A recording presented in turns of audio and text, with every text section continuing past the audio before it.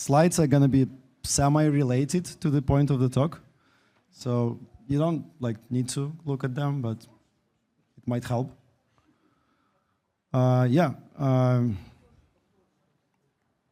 Shared security, we talked about it a lot for the last couple of hours, I think.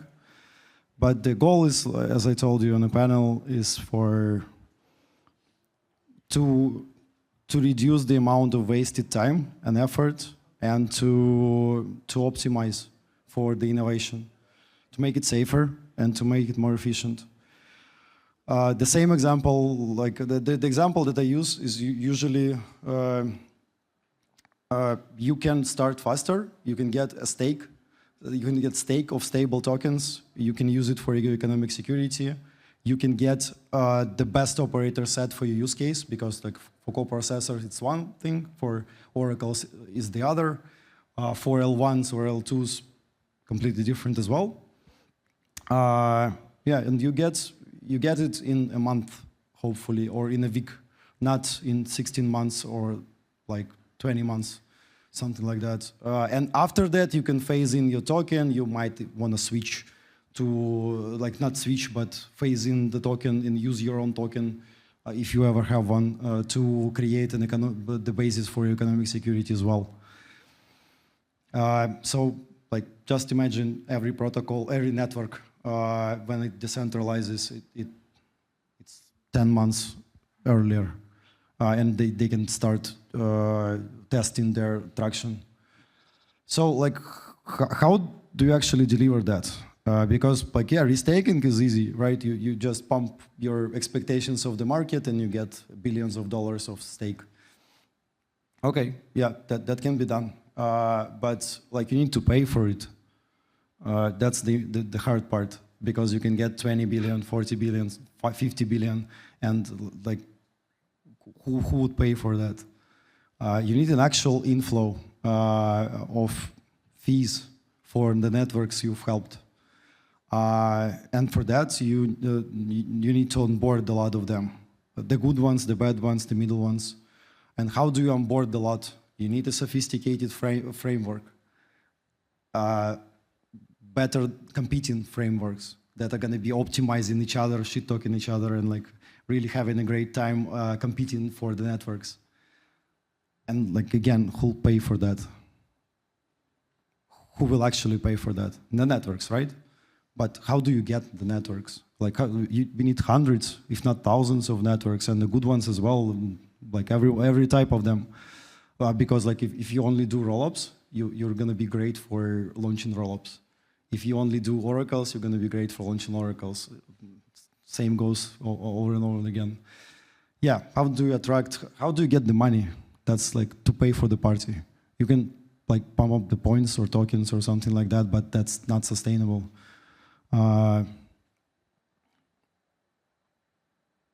Yeah, first, you need for your contracts to be immutable, because if they're not, there's this we've been there before. You pump up the protocol, you give them power, they're your best friends and they're neutral, and then they change and they try to utilize their position as a market leader to make networks do stuff for them, right? It might be angel investing, it might be other stuff. There's a lot of things to be done. This is for tier 2 and tier 3. For tier 1, yeah, they're not going to use you at all, because if you have a multi-sig or you have even the DAO, it's a risk for them. They have big security teams that are doing the analysis of risks, and if they have misaligned DAO, they don't control, upgrading their contracts that control their consensus, yeah, that'll never pass. So you need to be immutable.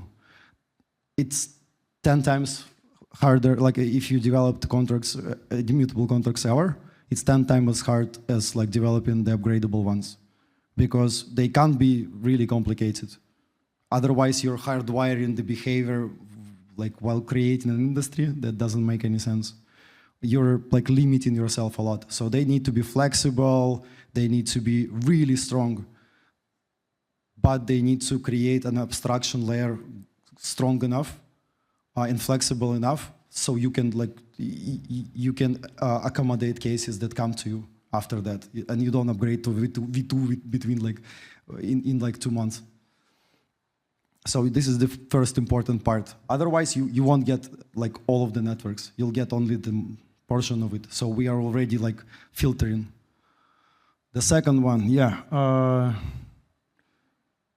like I talked about that. You need to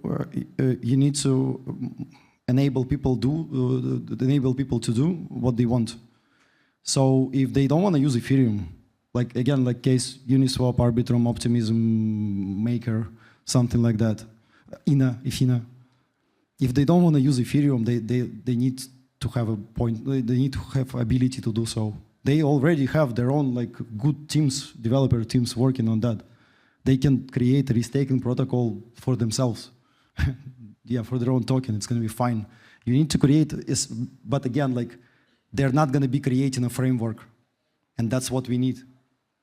So we need to accommodate them, and we need to make this protocol really useful for them and for exactly their use case. Okay, so you need any token.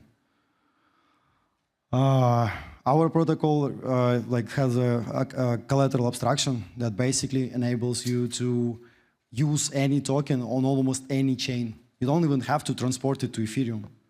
So the alignment opportunities are infinite. You just need to have it somewhere and being able to reliably prove that you have these assets there and that it can be slashed within the slashable window. If you can prove that, great. And networks are okay accepting that. We accept that as well. So that I touched on this point like a few minutes ago, but yeah, you need to be neutral. Like if you want to be big, if you want to get to the point where you actually have an inflow of networks significant enough for somebody to build competing frameworks of scoring and onboarding, and to pay for that as well. Like you need a lot of networks, and for that you need to be neutral. You can't ever show the networks that you might be a competitor. That's the important part. If they ever have like somewhere in the mind that at some point in the future, you can launch your own rollup, you can launch your own Oracle, you can launch your own data availability solution, that's gonna be competing with their actual clients, yeah, why would they help you? Why would they use you? Because like at some point, you can be Amazon Basics. You like something, you copy it, you brand it on your like site. And it's bad. Because like again, tier ones are not gonna launch on you. They don't trust you when you do that. Tier twos and tier threes are apprehensive. You need to avoid that at all costs. You need to be as neutral as possible, as unopinionated as possible. Your role is infrastructure. You don't have opinion. You do what you're told, and you do it in a reliable manner. Road, like if you get in your car and use the road won't ask you like, your makeup looks like something like, have you like, are you okay? No, you just like go on the road. Everything's great. If the road is great, yeah. So yeah, network builders need flexibility. Yeah, that's the important part. You can create a really complex systems like intersubjective stuff and like prediction markets, or like some committee that's centralized. It doesn't matter. One is like super vague. The other one is like really stupid and basic. It doesn't matter. You need to have all of them, because otherwise, what? You don't get money. Networks don't, like most of the networks, they don't need to rewrite their own system and they reverse their plans and they redevelop the slashing to accommodate the two solutions you've presented. They need to be able to use any of them. Quorum, fraud-proof based, ZK based, I don't know, like even the random ones, yeah, like for some DGen stuff. Yeah, you just need to be able to enforce that. Yeah, so like flexibility. We have multiple protocols working on resolvers, which is like the arbitration layer, resolvers for slashing, because we already have that. Like we use fraud proofs to get out of the layer 2s. We have ZK proofs, we have committee proofs. We had oracles for a really long time with 4 different quorum systems and everything like that. We just incorporate that. Yeah. Alignment, yeah. That's the important part. We don't. I've talked about that, so I'm going to be talking about something else. We don't need to be limiting the protocols in any way. Restaking and shared security beyond the actual UX and onboarding is a really simple primitive. We have 3 participants, like if we simplify, 3 participants. One is operator, one is staker, and one is network. Network, staker, and an operator, they come to the agreement. Network received stake with the operator that they select, that opt-in, and with slashable conditions that they select. When the agreement is reached, the role of the restaking protocol is to make sure it's followed. Everyone, like if push comes to shoves, people needs to get slashed. If operators or stakers want to get out, they'll wait for a slashable window to pass. That's it. You don't have to like make them do stuff. But when the consent is reached, yeah, they'll have to follow it. The alignment I've talked about in the previous talk, but like I'll reiterate. Not all of the DeFi is getting really complicated. That's the whole point. They have off-chain modules, they have runners, they have like keepers, networks, oracles, interop, some like other layers. For those big players that need that, they will use their own token. Because like doesn't make sense. Like I don't know, like Uni has like 8 or even more, like $10 billion in their own token circulating supply. They don't need Ethereum for that. They will be using their token to align.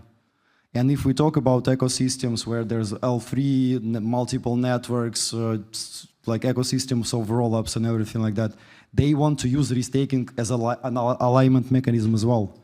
Not just pure, like I don't care what it is, it's like stable, it's fine for me. They're not going to be using Bitcoin. Like, why would they? But yeah, like some Bitcoins rollup might. And again, we can help with that because we are not limiting collateral to be on Ethereum chain or even the AVM chain. Yeah, basically that's it. That's how you get money, hopefully.